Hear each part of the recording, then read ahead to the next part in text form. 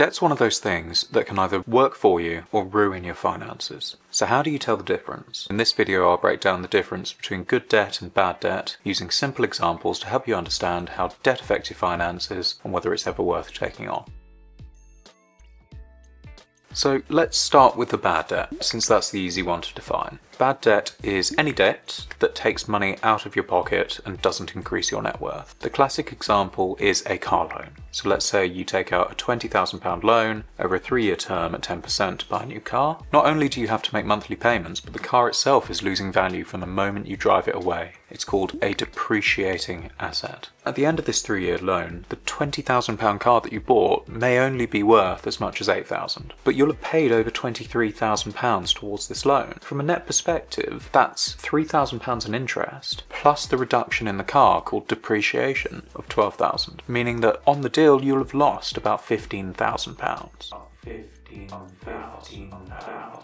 That's why bad debt's just so damaging. You're not just making monthly payments, you're losing value at both ends, paying interest while the asset itself declines in value. So the question is whether there is such a thing as good debt. And the answer's a bit tricky. Some say there's no such thing as good debt. Dave Ramsey, the man who hosts the Dave Ramsey Show, believes that all debt is bad debt, and he takes calls from people who are in immense amount of debt and he helps them structure how to get out of it. On the other hand, Robert Kiyosaki, author of Rich Dad Poor Dad, takes a more aggressive approach. He argues that if debt helps you buy assets that cash flow, as in make more money than they cost, then that's a good thing. These are two really different ways of thinking about debt. Dave Ramsey avoids debt entirely, where Robert Kiyosaki believes in using it to build wealth. My opinion is that debt's generally a bad thing, once you consider the wider picture, because it introduces fragility into your finances. It does this by raising your monthly cash outflows, and even if it's paid for by an asset, should there be an issue with the asset's cash flows, the debt still needs to be paid for. The moment that you take on debt, you've increased your monthly expenses, meaning you need to just make more money to stay in the same place.